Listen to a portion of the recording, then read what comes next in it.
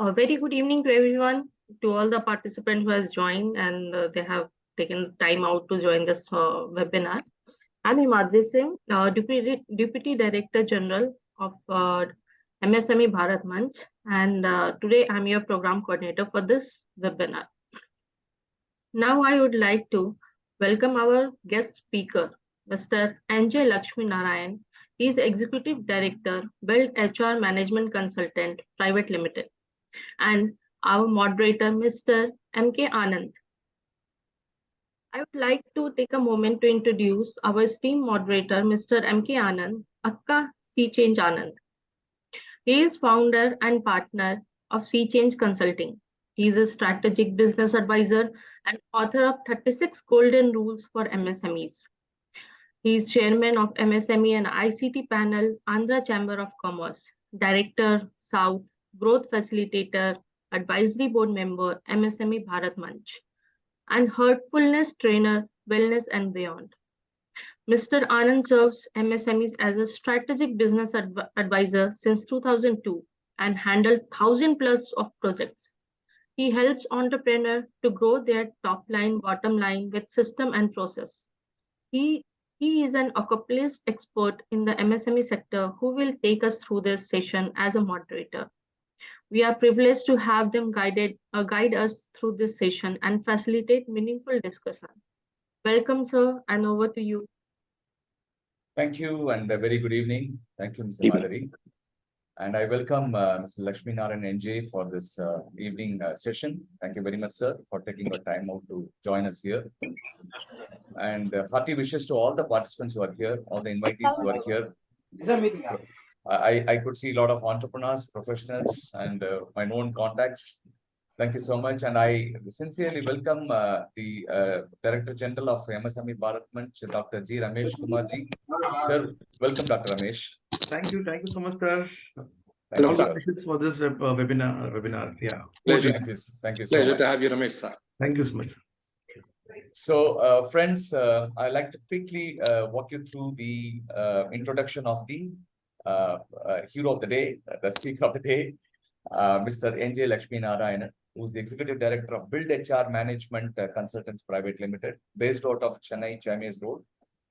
Mr. Lakshmi Narayan is a founder along with his spouse of Build HR Management Consultants Private Limited, a venture since 2009, with a vision to be the most trusted service partner for small, medium enterprises, MSMEs, family-managed businesses, and startup for building HR capabilities and building organization and business process capabilities. Work with over 600 organizations across sectors, providing end-to-end HR solutions at 3 levels of intervention: consultative HR, HR partnership, and HR efficiency, which is most important today. Designed a complete solution for small businesses, HR in a box, to manage employee life cycle on a tech platform. So this is actually the title of the webinar as well. HR technology for MSMEs. He works with a leadership team of SMEs and FMBs, family, the businesses, managed businesses, on people management and succession planning, specialized in leadership development. Anchors workshops on leadership, synergy, and performance management, system, PMS. He provides coaching and he provides a career transition for young managers, first-time employees as well.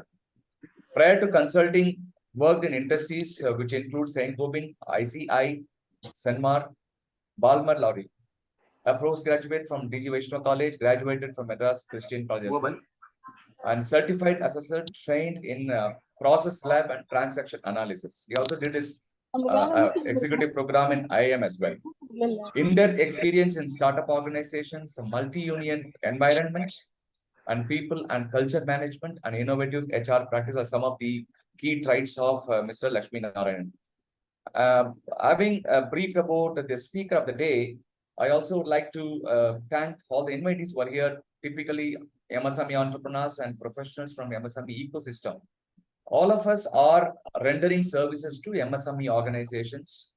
The length and breadth of these services, starting from HR to IT to finance, raising funds through PBAS, and so many other portfolio of services which MSME Bharat Manch I've been supporting. I don't know how many of you are aware, MSME Bharat Manch is powered by or promoted by Rupee Boss Financial Services Private Limited from Mumbai. And they are one of the largest national distributor for about 100 plus banks and NBFCs and microfinance all across India, having more than 20 plus offices in different states and having about 350 manpower fleet on street, FOS, who have been meeting customers to offer debt funding through banks and the government schemes. And they have a thought, they had a sincere thought couple of years back, of course, it was manifested last year, that why not we extend our support in empowering MSMEs through knowledge sessions. So this is one of the knowledge series sessions which we have been able to do it for last about couple of months. Monthly 2 sessions we host. We invite expert speaker from different subjects to empower MSMEs in terms of knowledge, one, in terms of networking too. So you have a free hand to connect with anybody and everybody in this forum through the private, even Zoom chat messages as the session goes on, so that you will be able to connect with people. End of the day, not only we carry home quite a lot of knowledge from the speaker, but we also carry home quite a lot of contacts. That is more important for business. With this short note, I request Mr. Lakshmi Narayanan to take over for about 45 minutes. After the 45-minute session, we will be able to have some Q&A session with all the invitees here. And we can post questions. Even I will like to ask you some questions on behalf of MSMEs and then move forward. This session is being recorded. And this will be again shared to all the members, even people who are not attending this session. Also will be shared widely across India. Do kindly take this time and enjoy the ride. Thank you so much. Over to Mr. Lakshmi Narayanan. Thank you, Anand. And thank you for inviting me for this wonderful session. For me, talking about HR is something which is like back of my palm. And I love addressing the growing businesses. And when I see the amount of energy Rupee Boss and people like Sea Change who are bringing into this ecosystem, sometimes I always feel wanting that in what way can I be part of it? But I don't think I have so much of energy like what Mr. Ramesh or Mr. Anand is exhibiting. This is phenomenal work that you people are doing. Continue it, and we'll be doing great work on this. This topic on HR technology solutions for SMEs is something which I'll be talking to about. I'm not going to prescribe any product. I'm not going to recommend any particular thing, but I'm going to talk to you about how does this technology enable us and how do we actually move forward.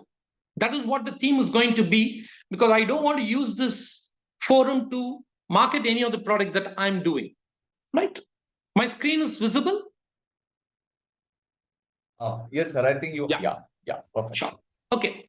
As it was briefed, I represent a company called Build HR, and we've been working across many companies. We do end-to-end HR consulting for the FMBs and the SMEs. And we are doing the second line leadership development for most of the SMEs in south of India. We work across pan-India. And we realized in the last 5 years that consulting requires sustainability. And we've been a product consultant for a functional consultant for many product companies. And recently we've been associated with Zoho for the last 5 years. And we do big tickets, and we are one of the top 10 implementing partners for Zoho across India on the People's Suite. That's where we are. Now on this HR technology, streamline, optimize, and succeed was very rightly captioned. And streamlining is something which you need to look at, because many of us think that if we are getting into a technology, all our problems will be solved. But without a process, no system will work. And many a times we make a mistake of not putting in processes, more so with the MSMEs, that we jump in and then find it very, very difficult. That's why many product companies don't survive, because there's no process for the system to stick on. What we'll be talking about today is discover the latest HR technology trends, learn how to streamline HR processes. From the complete employee life cycle, we will see what is cost. Is it an ROI? Let's look at this. And is everything money or employee satisfaction there? And understand how you're going to make technology as an enabler. And it is not just a tool with you, but it's going to be enabling you to better working. So this is the broad canvas with which I'll be structuring it. I might be slightly disconnected when I'm going from one chapter to another, but I have a rhythm. But just hold on. But anytime, please put up your hand, or you can barge in. I will stop to answer the questions. It is not that I have a structure, but please ask questions anytime. What is driving the SMEs to look for new methods for selection, retraining, deploying their employees? This has become the biggest concern. In fact, I used to talk about this very frequently of late. Earlier, the CFO used to become the right candidate to become the CEO. Then it became the marketing head. The CMO started becoming the most preferred candidate for becoming the CEO. But in the next 5-10 years, what is going to happen is that the people who are going to be handled, inspired, and nurtured are going to be the great leaders. And this leadership traits is fundamentally the field where HR specializes. And this is the most neglected one in most of the organizations. And clearly the workplace and the workforces are evolving. There's a rapid change. The change, earlier it used to be 13 years, then it became 7.5 years, then it became 3.5 years. Today I'm told it is just a matter of 6 weeks for things to change. Organization structures are becoming flatter, more agile, and many a times dispersed. People actually don't have an organization structure. It is no more called Peter Drucker's traditional models of organization structure is relevant in the current context. You don't need to report to someone, and at the same time, you don't have to have a team for you to be the head of the organization. And that's the design with which organizations are very fluidly getting structured, very agilely changing, and it is becoming grouping, regrouping, grouping, regrouping, almost project-based. The workforce is increasingly diverse. They're very, very dispersed. It is more of no more full-time employment. I remember the days when people used to come and ask, is the employment permanent? Today, the employer has to ask, how long will you stay with me? Because permanent has become meaningless now. With the laws becoming uniform, that you can't flout PF, you can't flout ESI, you can't flout any of the statutory benefits. There is no difference between having someone as a casual or a temporary and trying to save all the retirement benefits. So today, full-time employment is becoming very, very weak. Today, contingent, project-based employment, part-timing, virtual workers are becoming the order of the day. Post-COVID, more and more people are talking about absolutely work from home. Just 2 years back, I don't think work from home was a language acceptable. Why for that matter? We have written policies for more than 75, 80 companies and named the who's who of India. We have written the company policies for them. I used to tell my people now, looking back, I don't know whether that paper will be valid anymore, or will the company will sue me for that? Because I've written policies which says no tattooing, no close cut, no big flower shirts. These are all the uniform dress code that used to write as a policy. Today, this has become order of the day. And if you don't tattoo yourself, you're not bold and you're not expressive. So in such a changing dynamics, if I'm going to talk about what I wrote 10 years back, 15 years back, it is going to be something which I'm stuck in time.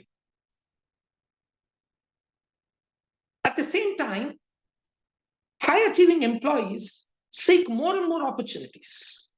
They come and ask you, what is my next project? Before we used to say, you have to work for 3 years, then reckon for a promotion, then you will be considered, and in the 5th year, you will be considered for promotion and promoted. Today, by 5th year, people become CEOs, people become VPs. So if we are not going to harness this, who else? And if we MSMEs have everything in the making with us, we have direct connect to the employees, we know the aspiration of the employees, we know and we are accessible. And if we are not addressing them, large organizations are having separate departments and spending millions of dollars on Employee Connect. MSME has mastered it. And this seeking opportunities, increasing skills, and they want more of wages. Of late, we've been talking about moonlighting, people working dual, people working for multiple projects and all. But MSMEs, most of us know, most of the workers working at least in the CNC machines and manufacturing setups of MSMEs, they used to do dual work. People from large manufacturing organizations complete their shift, come here and do the night shift at the MSMEs. They'll do the job work and again go back. But that was acceptable at that time. Today, it is becoming highly unacceptable and a ruckus is being created. Abandonment of current positions. People are no more wanting to look at your 3 months notice period. Nor are the people wanting to say, you serve your notice and then come. People are saying, I'll buy out your notice period. It is we in HR who destroy the policies. It is we in HR who actually deconstruct everything that has been constructed. So therefore, you need to have a complete white canvas to write again. The skills are changing. Talents are changing. I remember recently, many a times, we used to look at applications in the interviews, and as an employer, we have this arrogance of saying, oh, COVID batch is it. One of the candidates who was there told that, yes, sir, I'm COVID, but I know what it is of fear of failing. I did so much of hard work. I got 96% in my 12th. My dream engineering I joined, but unfortunately COVID stuck and I couldn't go to the college at all. I spent 2 of my years sitting at home and I learned all that's possible. I did every online course and today I'm desperately coming and asking for a job and you people mock at me saying that COVID batch. We are not ready to give them a chance. We are not looking at their resilience and their ability to bounce back. And this is something which we as MSMEs have ingrained in us to handle all these things. Now with this scenario, the background of huge opportunities, people want to leave, people want to learn more and more new skills. Where does an MSME begin? They are constantly the feeding system for large organizations. And many of our MSMEs, they are the feeder systems to large organizations. I know many ITES companies who are subcontractors silently go and join the principals. Many manufacturing auto component tier 3, tier 4, go join the tier 1. And we are training and we are sending them out. Look at like this. Every organization with 2 or 3 people working with them, they will have a attendance and a payroll system in place. Somehow they have to pay salary. They either do it with a ledger, they do it with an Excel, or today there are dime and dozen free softwares that is downloadable and you run your payroll. And with that, we think our HR automation is done. But what actually we are looking at is that we need to move from a maintenance function of HR to key success factors. The key success factors are key transactions and process responsibilities. Many companies, till recently, recruitment was part of the HR function. But today, recruitment is treated away from HR. Recruitment is the most prized role. And the amount of versatility and amount of skill that they need to do, and the amount of social media networking, alumni networking, the ability to use AI, chatbots is becoming very critical for selections.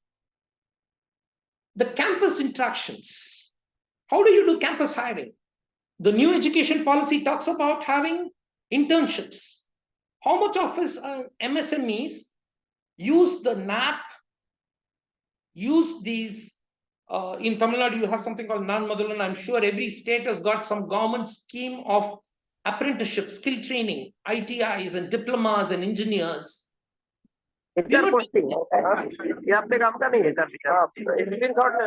Union settlement is another one which is very forgotten today, either because people don't have the time to sit before you and negotiate. If you don't anticipate their requirements, they leave you. They know who is hit most. Training. Many a times, there were days when people were taken, including me. I joined as a management trainee. For 1 year, I was on honeymoon. 1 year, I was in Bharat Darshan. I started my career with Bamalori. I went around getting trained in all the locations. And then at the end of 9th month, I was put as a head of one unit HR. I knew business. I knew marketing. I knew production. I knew quality. I knew finance. And then I came in as a unit HR. That is what is making me today sit and talk. But today, people are saying, why should I invest on him training? He's not going to stay with me. Let us not waste money on training. Take people who are trained. That approach has to change. Compensation. Many a times, we pay for the role. And we say, we cannot pay you for your marriage. We cannot pay you for your children. We cannot pay you for your spouse. We cannot pay you for your house and other things. But we are mixing up and we are confusing. Even today, government pays TA, DA, dearness allowance, all based on inflation, which the government themselves don't know what is inflation. But we as employers still stick on to the inflation and talk about minimum wages. Do you think anyone will come and join for minimum wages? Should we not pay critical to person, critical to role, critical for company? Do we have the matrix to say what is critical for company, what is critical for the role, what is critical for the person? We know this when it comes to personal services. We know how critical the driver is if he's leaving. We know how critical is the housemaid who doesn't come to work. We, without even looking at the annual increment cycle, we ad hocly give increases. MSMEs can do that. Why are we not sticking on to the structure and hold on to the healthy practice? Jack Welch came up with the bell curve. Today, everyone is saying bell curve is one of the useless models. You cannot group people. So that means we, for our culture and for our environment, build our own models of HR. That's what we should do. This is what moving away from the maintenance to key success factors we have to look at. The next thing that you need to look at is that the strategic support to strategic levels. How do you move?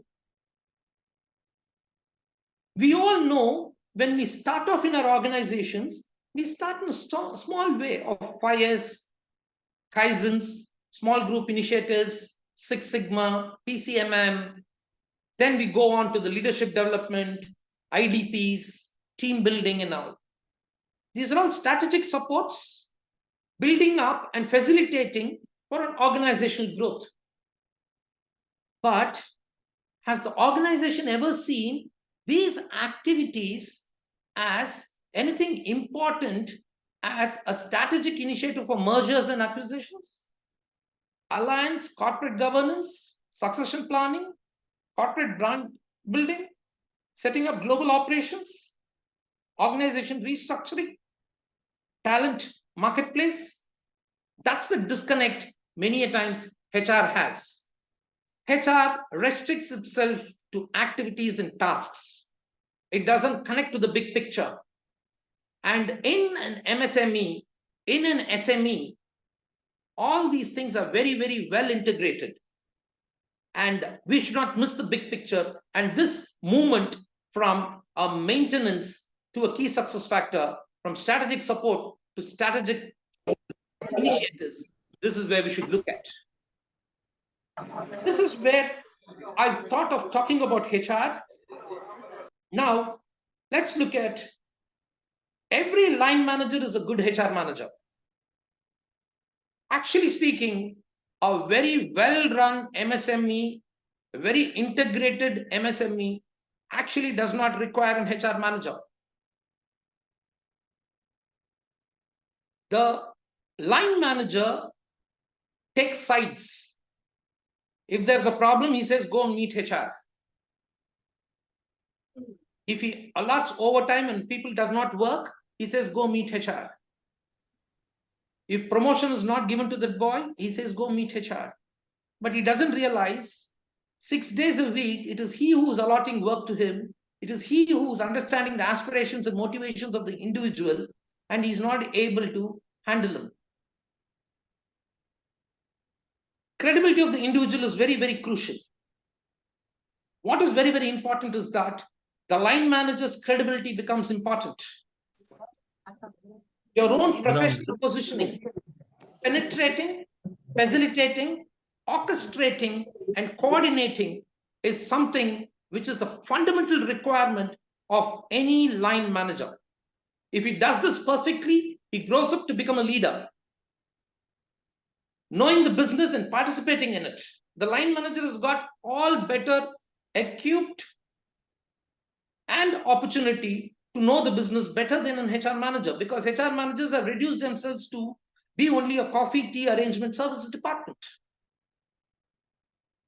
Strong blend of specializations and managerial skills.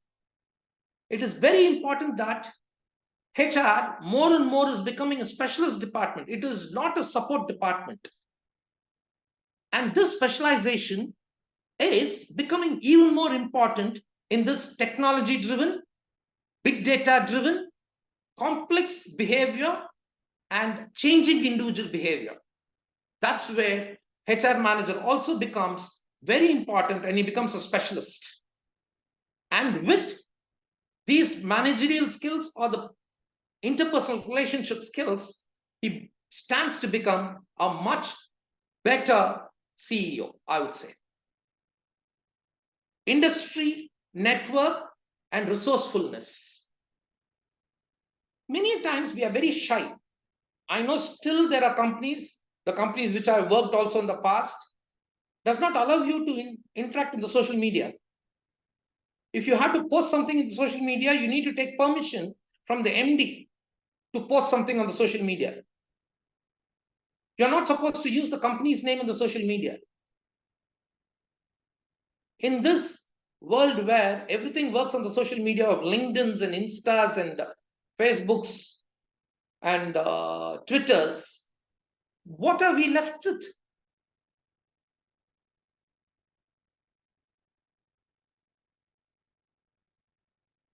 I just saw some message that come in, sorry.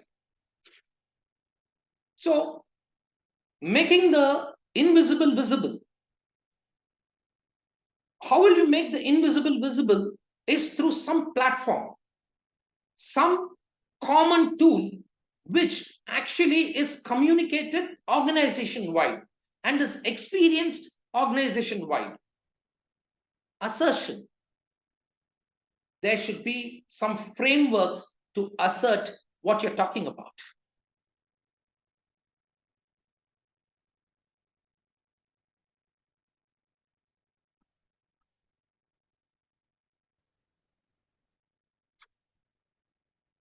Let's look at it like this. All we think is information management, basic transactions is the operational part of HR, which is the basic level 1. The second level is staffing, compensation, and benefits. That's the payroll that you're talking about. Recruitment that you're talking about is level 2. And the third level, we're talking about coordination to efforts to improve workforce productivity, training, performance management, feedback, coaching. And the fourth level, we're talking about development of competitive advantages to talent, cross-functional teams, transfers, understudy that we do. And then we move to the fifth level, which is the strategic part, which is developing solutions for strategic business problems and opportunities. So operational, tactic, and strategic HR becomes very, very important.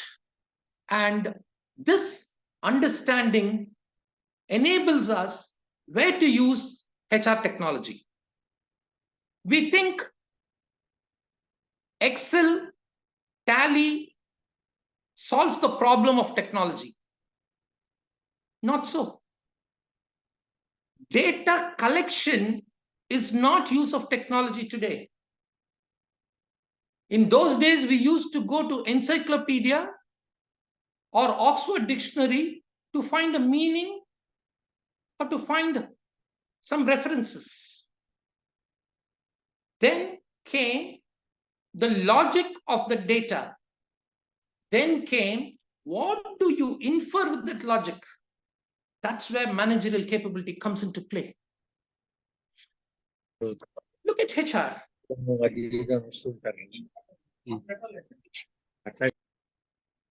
HR has got multiple measures, the strategic measures, customer focus, financial focus, and operational focus. Very conveniently, HR ducks away from the operational, financial, strategic, customer, and just gives some basic data. You will see in most of the MRMs, HR will be the only slide with no numbers, no data, no analytics. How do we own up this?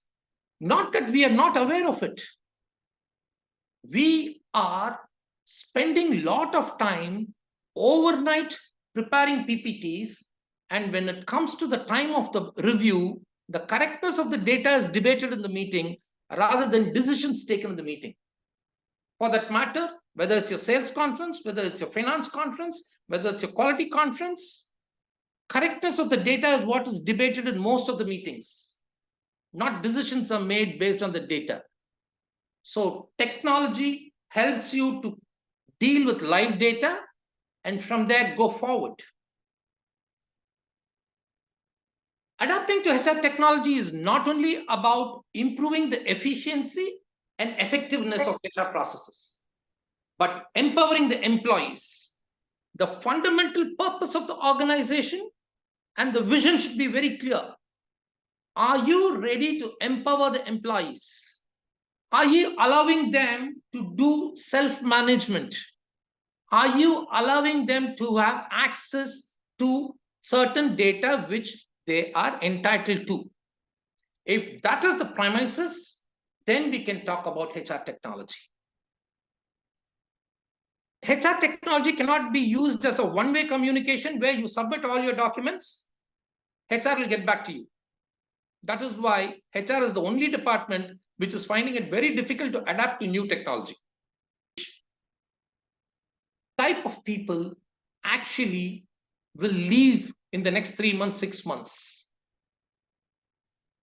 So you can do a lot of predictive analysis. Consumer behavior is done like that. Why HR is not able to do that? Because the decision makers in HR are still old school. They are scared to let go. The change management of the decision makers to invest on technology, to experiment on technology is least given importance. The 3P and 1S, process leads to a policy leads to practices, and practices works within a structure. This is very, very important for any technology-driven implementation. To simplify the complex world of selecting HR technology, consider the size of your organization and the level of complexity in your HR needs. It is not that every organization needs to go into technology. Sometimes ignorance is bliss. But at the same time, if you have a vision to scale up, and if you're sure that you're going to scale up and you want to scale up, then start now. Just for you to give a small glimpse of some brackets of employees. These numbers are just indicative. It could be even 10. Every MSME, the pain point is payroll. Biometric, attendance, payroll, payslip. And to some MSMEs, Form 16 also. But today, zero tax Form 16 also need to be given because many of them are going abroad. They need last 3 years Form 16. If such is there, what is important is that either in-house you do it or you outsource payroll systems and you have training of your team done, and also understand all the nuances of it, because input, processing, output, post-output, statutes payment, quarterly, half-yearly and annual. It's a continuous process. Many a times we think payroll is only 1 day activity in a month. No. For larger size of employees, it is a continuous process. And this department churns out huge amount of data.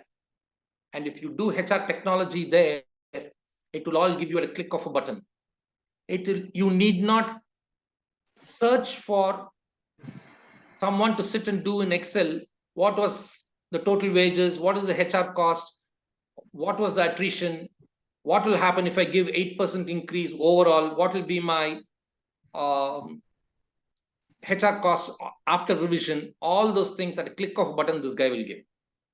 That much, this payroll, don't see it as only salary payment. Payroll is a complete comp and ben management. With employees less than 250. Employee database becomes very, very important, right from his UAN, Aadhaar, all those linkages, right from his employee insurance data, family data, permanent address, and from there it goes on to his daily work management and then to his goals and KRS. And from there, when you're talking about PMS, and then still mature organizations go for learning management system.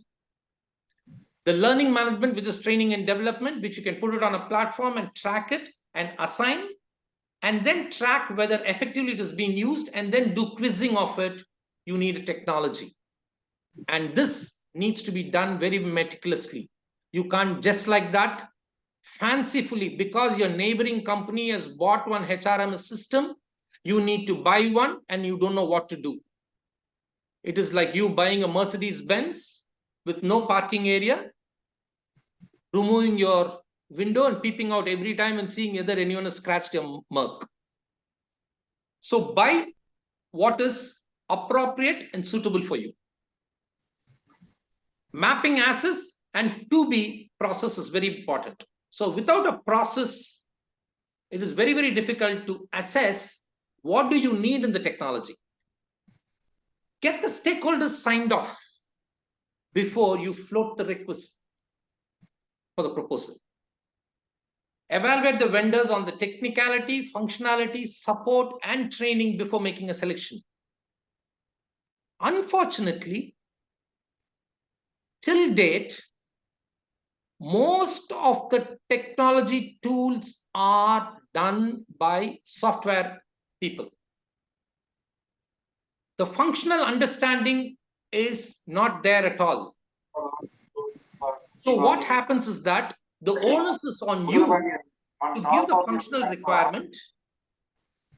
They note down what you give and configure exactly what you ask for. Afterwards, when you want to change it, they say it will cost modification and it will cost you heavily. So Mr. be very Lakshminarayan, clear. How sorry do to you select a tool? Is it modifiable? Because MSMEs will grow. MSME will be volatile. MSME will be evolving. So you cannot buy something which is fixed and use it and throw it. No. For large organizations, even more is that you need to not only manage data and govern data, but also you need to analyze data and you need to do predictive analysis, talent management. For future organizations, you need to build an interim organization structure, future organization structure. So tomorrow, when I'm going to set up a unit somewhere in Gujarat, somewhere in Noida, I want to know who are all the people with this skill set, who are relocatable, who can move. I need not go and ask, do a survey at that time. My data will tell me. I will analyze, I will do a predictive analysis, and I'll do working on this. So this is some simple ways of selection of a tool. Where do you want it? How do you want it? When do you want it? For all types of organizations, during and post implementation, vendor support and training is very, very important. It is not plug and play. We are very, very used to buying something for lifelong. We don't believe in service. Today, everything has become service oriented. That is why the product stickiness is not there. Even a car, gone are the days when you dented a car, there used to be a tinkering shop outside which will tinker the dent for you. But today, all the tinker shops are gone because the service centers are grabbing that business, and you go give it, he just replaces the part, he doesn't spend time tinkering it.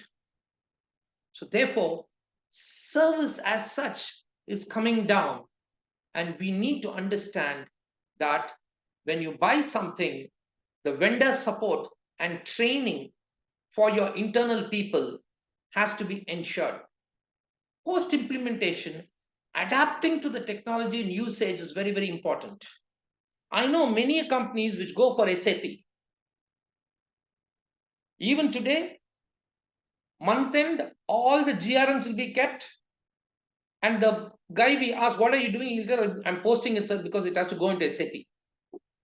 The very idea of being SAP is to go online. The very idea of SAP is to get data integrated. But still our people will keep it aside and do month-end posting, weekend posting, or end of the day posting. So adaptation to the technology has to come top down, and the usage has to be encouraged. Allow people to make mistakes. Allow people to adapt.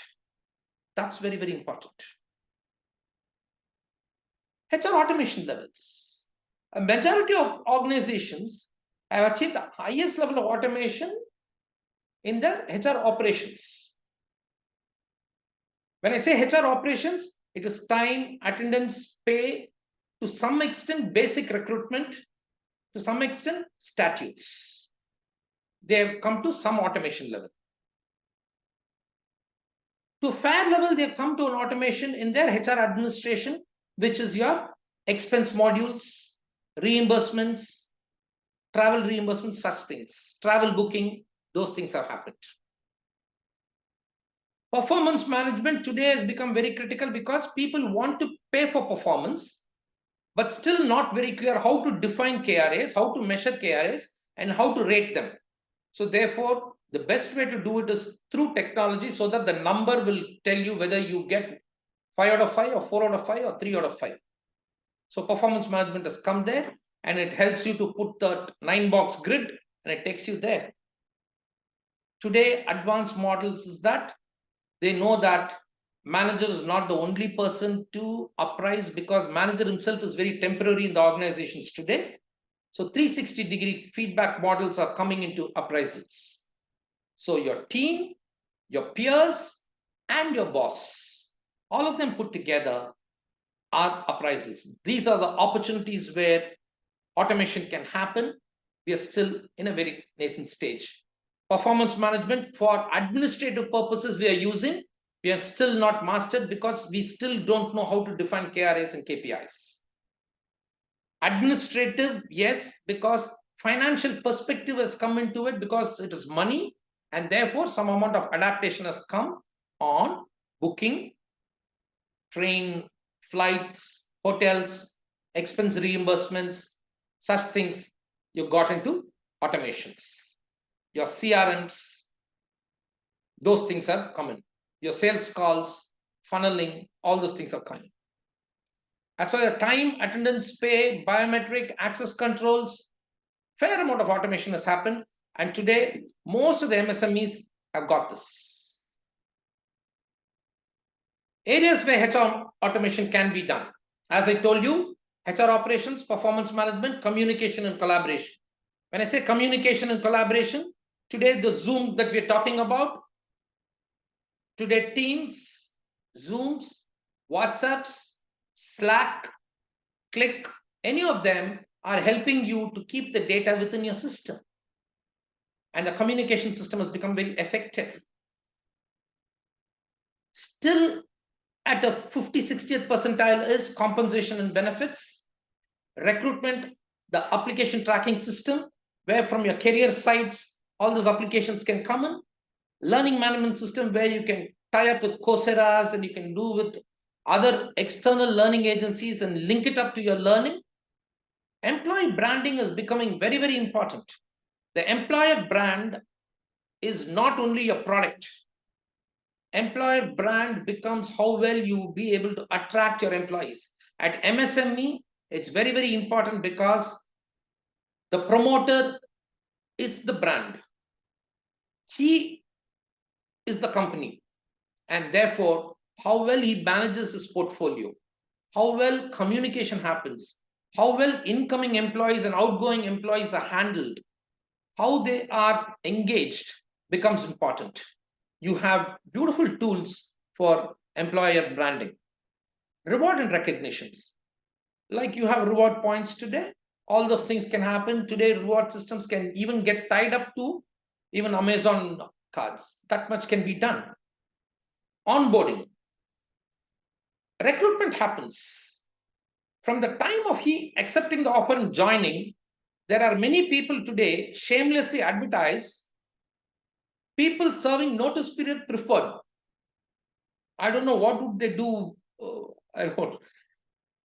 Because it becomes a big challenge getting a candidate, offering him, and between offer and joining, how do you engage? So today, onboarding models, pre-joining, joining, post-joining, there are tools of engagement, tools of getting communications going on to him, and interacting, quizzing, sharing, all those things happens. And how does he, without bombarding him with information, incrementally get him closer to the company and get engaged onto it, so that his onboarding is smooth. He doesn't find something new when he comes in. We are still in a very, very nascent stage as far as high potentials, high performers identification. I don't think technology has worked very much in this area. Still, it is person-centric. Succession planning and strategic workforce planning. These areas, we are hardly 25-30% in the tech automation. In fact, certain functions like strategic workforce planning, succession planning continues to be people-driven. And when it is people-driven, there is a lot of subjectivity. And that is because HR keeps still certain things ambiguous and does not want to bring it to a format. Look at this. Attributes for looking for HR technology. What do you need when you're looking for a HR technology? You should be able to integrate with your systems. Integrate systems from one partner. Many a times what we'll do is that we will buy recruitment from someone, payroll from someone, maybe your employee engagement from someone, and then we won't know how it will communicate. Then we'll get someone else. Simple thing. I'll tell you the language which you understand. Every one of us have got biometric in our office. And some of you would have had payroll in your office. Can you tell me from the biometric directly, does the data go and sit into your payroll? It will not. Because this is hardware, this is software. And neither will this guy want to give you a software which will come and talk here, nor will the payroll guy want to go and take the data from here. He'll talk about an interim software. And that interim software will be another one small hodgepodge work, which will communicate, take data from here, push here, take data from here, push here. So this integrating system is very, very important. You need to think through. How do you work with multiple partners? Integrated with in-house technology. Many MSMEs with the second generation, third generation coming into business would want to do their own software, in-house software development. Nothing wrong in it. But after some level, because of the changes, because of various data security and the cost of holding on data, today everyone are moving to the cloud. And when such things are happening, will your in-house software with the other new development software talk to each other? There are APIs, whether it is designed for that, you need to look at it. The cost-saving measures is an ROI for HR technology. So what happens is that when you're choosing an HR technology, the first thing the boss asks is, when will I get a return on investment? When this question of return on investment is asked, immediately this becomes the casualty. Like how training and development becomes the casualty, HR technology becomes the casualty on budget. Does HR technology save time? By buying this tool, buying this technology, bringing in a tech environment in the office, does it save time? Does it become an ease of work? Today, people are virtual and mobile.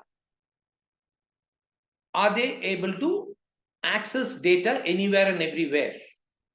This is something you need to do. So when you're shortlisting it, ability to integrate, we talked about, whether it has got strong analytic layers, just data management is no more a technology tool. For that, Excel is enough. Whether there is an analytics, pulling out data and giving you dashboards, giving you the way you want to read data, that is the technology you're looking for. Consumer-centric user experience. Your employees, who's the consumer, are they user-friendly? Are they comfortable? Or do they think this is another burden? Flexibility to the customer. And accessibility and mobility. This is what you will consider while shortlisting data. Future of technology, analytics, artificial intelligence, chatbots, cognitive technology. Today, many of the questions that our employees ask, you can actually query it out. There can be a chatbot which answers. Machine learning will be able to learn around and answer even complex questions. So that means your organization will be very agile and quick to respond, and people will get answers instantly. What are the challenges in execution? Adapting to new age technology. Budget, we talked about it. Leadership, buy into experiment. Is the leadership team ready to buy into experiment new technology? Ability to measure return on investment. They'll ask for ROI. But what is the ROI? Understanding on its application in the organization context and skills and capabilities required to implement technology. So this is something which we look at.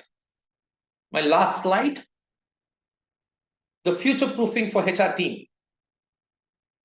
Training HR in digital, new technology and way of working. HR needs to be tech savvy. Ensure that you take people sub 25 in your HR department in MSMEs so that they grow to become tech savvy. Don't look for people above 45 to come into your MSME so that he does the complete work. He will work in 1947 model. The demands are changing in the market. Look at young, agile, willing to experiment such people. Include digital projects in KRA of HR team members. Digital projects should become part and parcel of HR work. Budgeting for experimentation and innovation, decentralized with HR department. At department level, people should innovate and experiment on small initiatives. Providing rotational programs for HR team members for non-HR functions. Let HR guys go to customer care, go to marketing, go to logistics, go to the field sales. Let them spend time in accounts. Then they will understand what it means for data collation, data compilation, data analytics, data inference.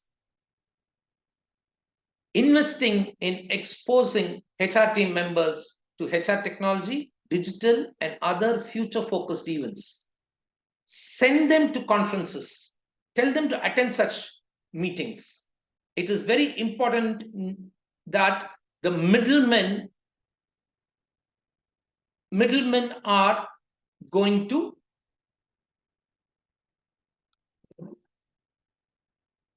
stop the progress of HR. So allow them to get exposed to new areas.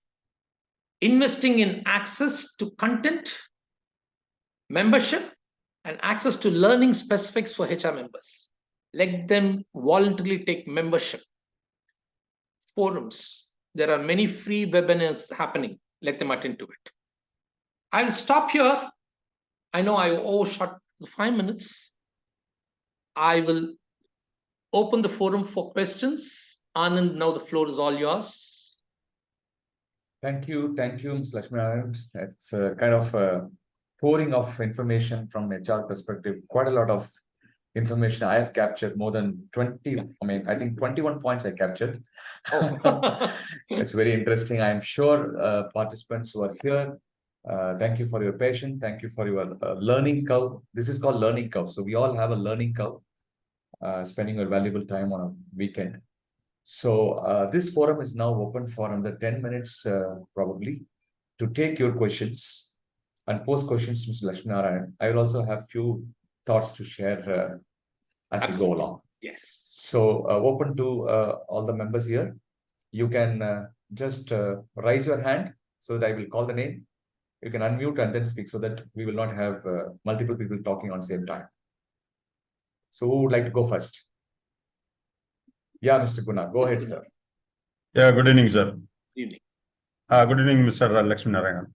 So my question is, you have mentioned 3 level of software, basically, for below 25 people and below 250 and 2,500 below or above, I think.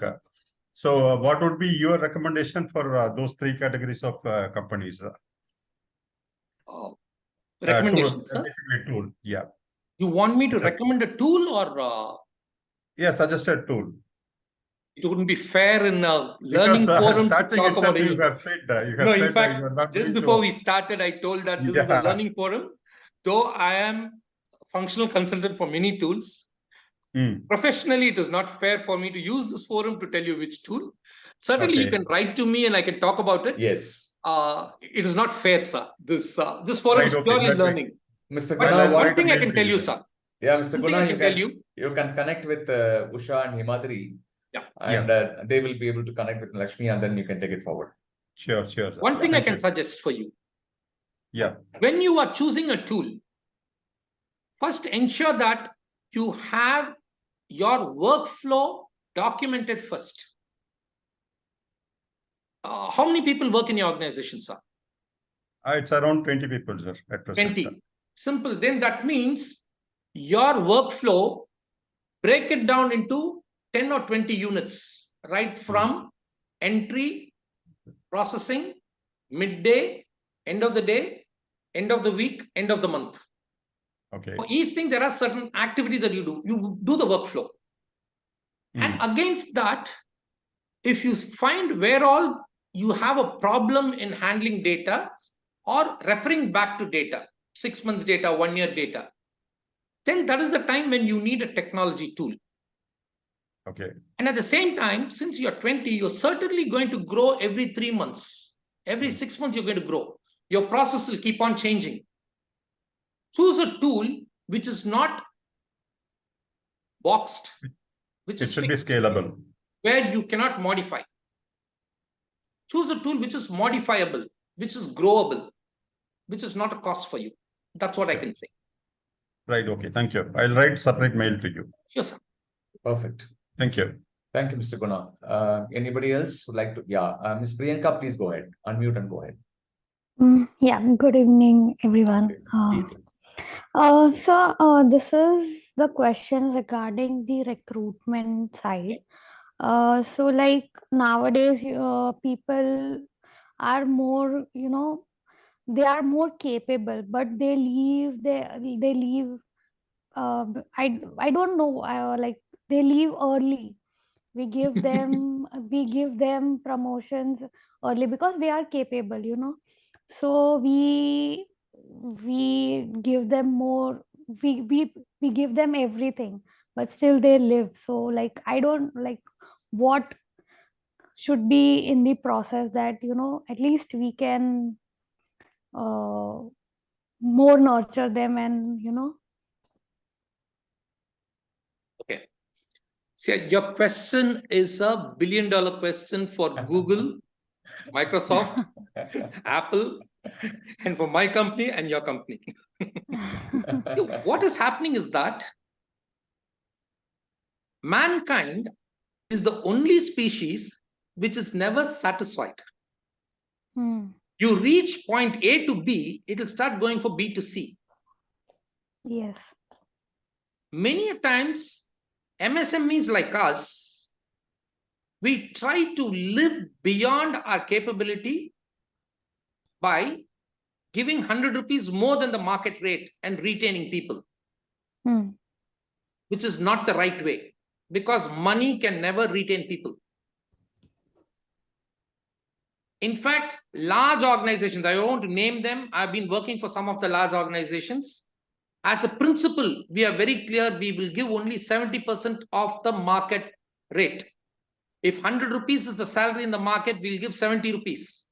But the experience that he has in the company, the feel that he gets, the learning opportunity that he gets, and over a period of time, the growth that he gets should make him feel he is invested and taken the returns back. MSMEs have mastered it, and many of the organizations have done this classically. Of late, people are very impatient. They don't wait for 7 to 10 years and all. So we have to slightly change the models and give them growth opportunities and change assignments quickly, because attention span is very less. Yes. Remember when mobile phones came and reels and all came, what did we say? These are all what useless. 10 seconds, what will happen? Who's going to see the 10 seconds video and all? How will this YouTube and all get replaced? But do you know today, reels have taken over YouTube watching? Yes. So Absolutely. people are tutored to listen to what the customer wants you to listen to. Swiggy goes on to tell, I will define what will be your breakfast tomorrow. That is their business parlance. Look at the audacity with which he sets the business parlance. He says, India will eat what I define. That is Swiggy. You can tell, no. He is nonsense. I will do what I want. Your neighbor will get on Swiggy. Your ground floor will get on Swiggy. Everyone will get Swiggy. You will be forced to get into Swiggy. Be very clear about how you want to handle your company. Don't blame that people are leaving. Even you left some other company and only came and joined here. No. I also left my previous company and only started this. No. So let us look at it from what is within our control.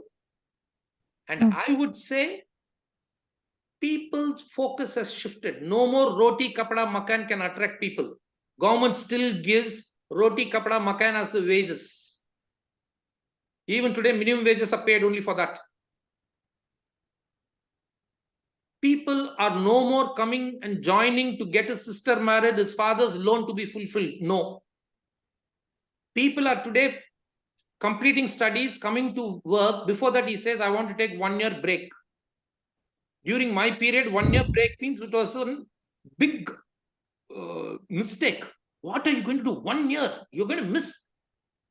COVID came, 3 years people missed. What are you going to do about it? So there is nothing like it. So people will be there. The recruitment process is fantastic. I just about put on my screen, if you can see that. Recruitment process is very, very important. You should know what to see in the recruitment. People are very, very smart in writing the boss's biodata. You see any biodata, you can assume that this is 2 levels above him. So you know to ask questions. Don't look at the biodata and shortlist him. That's what I would say. Okay. Like to add one point to Ms. Priyanka. It's a very pertinent question you asked, Ms. Priyanka. Ms. Priyanka, you are from which organization you represent? From HiMac, from Vadodara, Gujarat. Oh, very nice. So I have 2 points to share. You can see whether it has some merit on it. Number one, as Mr. Lakshminarayan said, people look at the quality of workplace. People just don't look at only the salaries and the benefits. People wanted to become independent. The current generation, people look at always independent approach. And if you are able to explore the possibility of the famous word, which is there for last 30 years, but it's quite recently people started talking in many organizations called intrapreneurship. Today, each and every person working in the organization think that, I can do something on my own. That is a confidence level the world has given, technology has given. Yes. When something I can do it on myself, why should I go and, spend 10 hours, 12 hours for somebody else? But they cannot afford to go because they can't invest money. But if you can create a space for their knowledge and the interest and passion within the organization as an intrapreneur, that organization will take care of the investment and you do like as if you are an entrepreneur. This is what is called gig economy, right? People don't want to, like Ms. Lakshminarayan said beautifully in the beginning. Somebody asked me this question, Ms. Lakshminarayan. You business people will do multiple businesses, earn money. But when it comes to employee, you will say, don't do moonlighting. Yes. Is it fair? As a businessman, you start a company, run businesses, generate more revenue for yourself, going on everywhere. But when it comes to employee, you will say all these rules of regulation. It's a very pertinent question, actually. So the point here, Ms. Priyanka, think about or Google it. You can watch a couple of videos that we shared earlier also about intrapreneurship. Try to catch hold of those guys who wanted to leave. But you tell them like, you think that this is your company. You tell me what can you do for this company. And let us earn and, share and, and just not about incentive, but even together. Absolutely. Just explore this possibility. Sure, sir. Yeah. Thank you, Ms. Priyanka. Thank you. Anyone else would like to ask a question to Ms. Lakshminarayan? We have another 5 minutes maximum. I don't want to drag time here. Before somebody comes up, I would like to share some thoughts here, Ms. Lakshminarayan. I captured about 21 points here. For sure. Very pertinent points. Like I felt like 6 weeks is the transition time. It's a very profound truth that you shared. So it's not 1 year, 2 years. Every 6 weeks, there is a change. Like, every 72 kilometers, India changes. Yes. And then second, you said recruitment. You keep recruitment away from HR, which is a very profound statement you made. So I think already participants would have made a note of it. And I'd like to ask a question like this. What is the role of, this is for MSME. We are talking about micro, small, medium enterprises having, let us say, doing a turnover of 1 crore, 5 crore, 50 crore, something like that, right? So what is a typical role of an entrepreneur, founder, owner with respect to HR? See, a micro enterprise, what happens is that he comes with a lot of passion, with a great idea. It's unmatched energy that he brings in. And he tries to do everything in the beginning.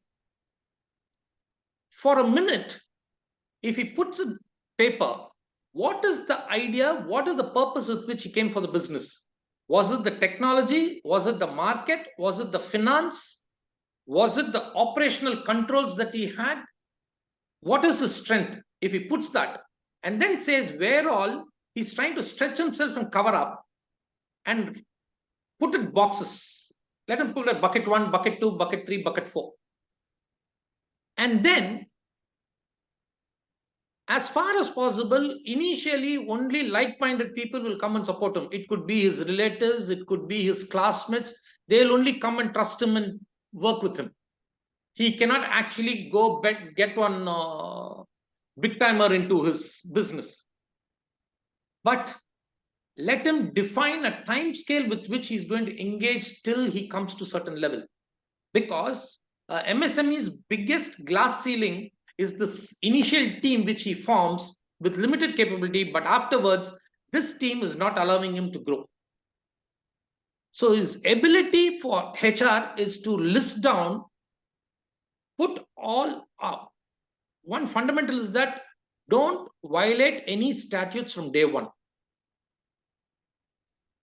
Because gone are the days when people were very confidently saying, we'll manage. Someone comes, we'll manage. Don't violate, because today you get a lot of incentives. Today you get a lot of credibility because of that.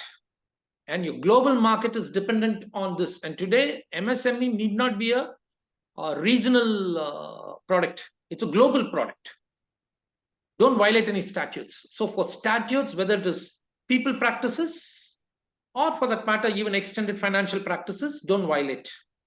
Other thing is that keep all data, everything clean and neat. Don't put it in some paper. Many a times, even their own file, profile, address, things will not be there. Yeah. These are all once in a while, any violation happens, or once in a while you need to contact, you won't have any data. And you as a principal employer, and even more as an MSME, you are the entrepreneur, entire investment, everything is revolving around you. Even the office keys are with you. Remember, MSME, Correct. You lock the key, you go home. If an office assistant comes, he comes to your house, take the keys and goes and opens. So let's be very clear on, as an HR admin, for a MSME, HR admin is one slot. Segregate that and keep it as one thing. Don't try to do everything. Segregate it. Give it to people, subject matter specialists. Bring in professionals at an appropriate time. That decision you make when you want to bring in professionals. Absolutely. Absolutely. Thank you so much. Let me go to Mr. John Bosco. Go ahead, Mr. John Bosco. Unmute and then share your question. Yes. So good evening, sir. This is John Bosco from Chennai. Yes, sir. So as a being HR and admin in a company, I'm facing difficulty in the time of performance appraisal. So how to handle employee as well as employer in this time? So because how to support both, because I need to be a bridge between the employee and employer. So I'm facing the more difficult time. You are the sandwich. You are the sandwich. Right, sir. You're right. You're right. Always sandwich, because I'm getting more toasted on that time, sir. Thank you, Mr. John Bosco. Go ahead, sir. Yeah. John, nice question. See, many a times, you know what happens? We in HR and manufacturing try to play the role of a god. The process needs to be set right. And performance appraisal is not an annual ritual. It is a 365-day process. Now we are in September, right? In fact, for 23, 24, if you're doing a calendar year, January to December, this is the right time for you to set your goals, business plans, goal sheets, past numbers, and people know what all corrections have to be done so that from January they start.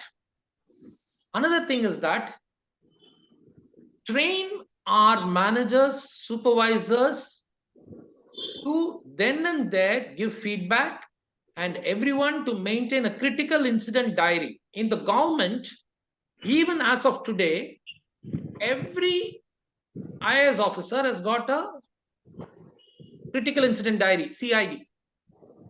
He makes notes of all good and bad performances of his subordinates, and he hands over the CID to his successor because he's not permanent. He keeps on getting transferred. Like that, every supervisor should maintain that CID. If there is a tool, you can maintain it in the tool itself. If not in a tool, maintain on simple paper, file, and record this. And at least have 4 times, 6 times in a year, one-on-one meeting with the individuals. Don't sit only for appraisal with the form. And help people to fill up forms. We all think appraisal form we send and we send reminder, they have to fill up and send. 99% of the people before their night, 11 o'clock only, they fill up and send the form to us. And by the time you and I know that, the MD has already finished the increments. And we are only pretending as though the form is very critical for the letter to be released. So let us come out of this facade. The process has to be in place. Train people to fill up the forms. Train people to give feedback. Appraisal is not fault finding. Appraisal is to help people to achieve their targets. And at the end of the year, tell him where he lacked and how he supported him to achieve the target. That is where the plus or minus comes. And other thing is that in manufacturing, by and large, your KPIs are very, very measurable.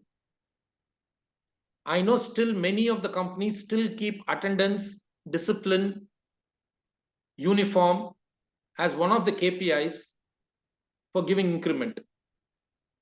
Whether we have that KPI or not, how does it matter? If I come and go, I'll get attendance. And if I get full month attendance, I'll get attendance bonus. If I get full year attendance bonus, I'll get 10 marks in my appraisal. Those are all not the KPIs. We need to give better KPIs. Kaizens, implemented Kaizens, attitude towards work, helping trainees, how much knowledge transfer he has done, how many improvements to SOPs has he done, has he revised the SOPs? Such things are very, very important. And appraisal, by and large, even now I will tell, is a ritual in most of the organizations. It is not an, it is done because it is a fancy word to use, PMS. It is not done letter and spirit. I understand, I empathize with you. I was there in that field till recently. Thank you, sir. Thank you. Mr. John Bosco, just to add one more point, sir, with Mr. Lakshminarayan's insight. Many a time, in my experience, I've seen a number of organizations where, as he rightly put across, let us say financial year starts from April 1st, anyway, in India, April to March. And we all talk about appraisal only in the month of March, 2nd week or 3rd week, for the next 15 days work. Yes. Normally, what happens is when you implement PMS, Performance Management System, and I'm a great fan of balanced scorecard.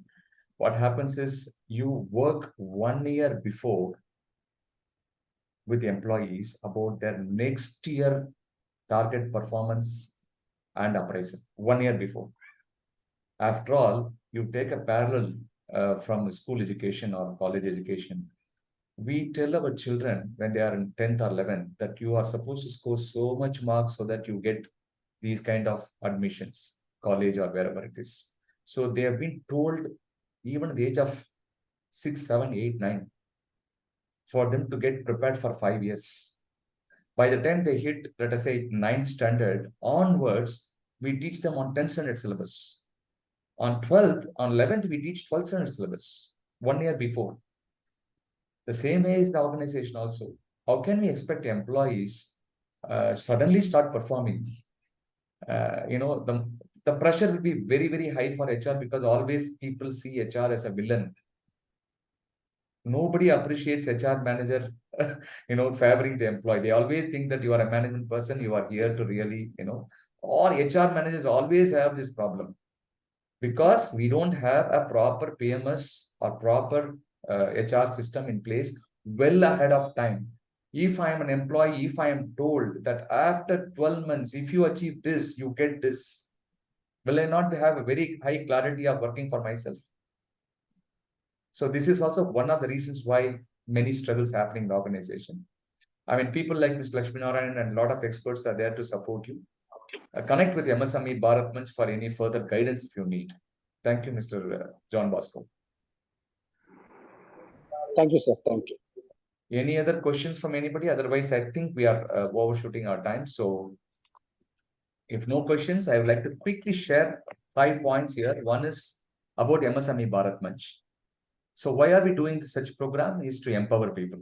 We bring in experts like Mr. Lakshminarayan to share his knowledge, words of wisdom.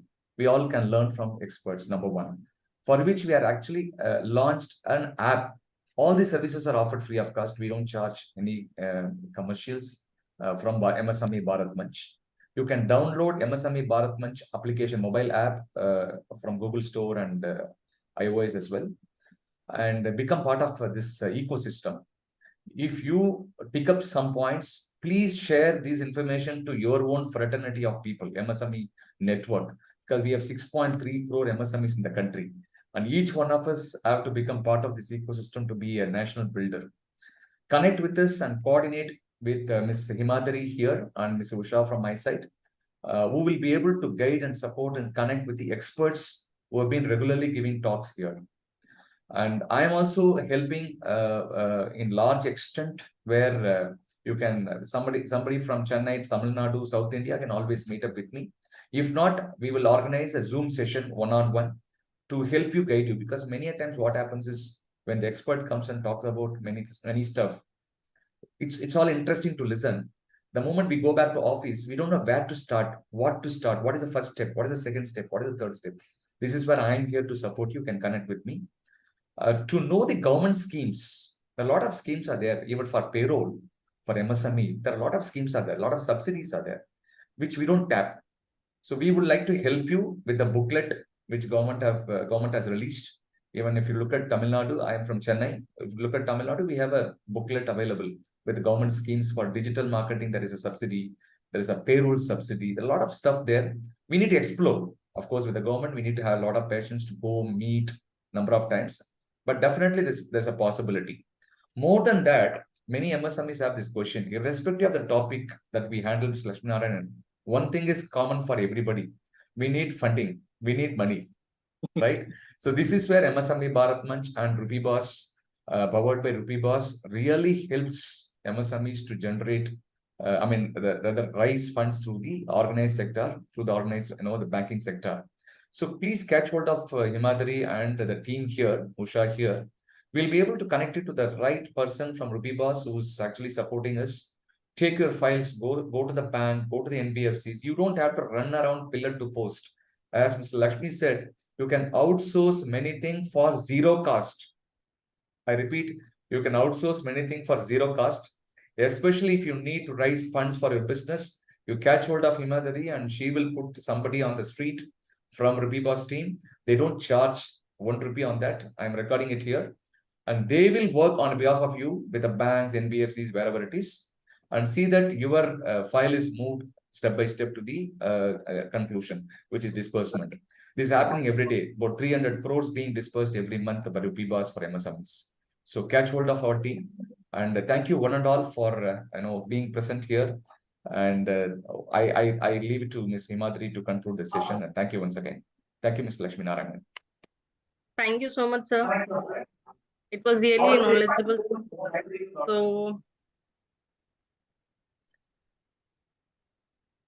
I would like to express my gratitude to each and everyone who has joined, who is attending the session, and really appreciate your active participation and presence. And the session was really meaningful and enriching. Thank you so much, sir. And I will extend my sincere thanks to esteemed guest speaker, Mr. N.J. Lakshmi Narayan, sir, and the moderator, M.K.Anand, sir, for their insightful guidance and expertise through the session. And if you need any help, any assistance related to any sectors like HR, funding, consultation, mentoring, anything, you can find it on MSME Bharat Manch. I have shared my email ID over in the chat group. You can get in touch with me anytime. Thank you so much. Thank you, everyone. Thank you. Thank you. Take care. Bye-bye. Have a nice Thank you. weekend. Thank you, Bye. madam.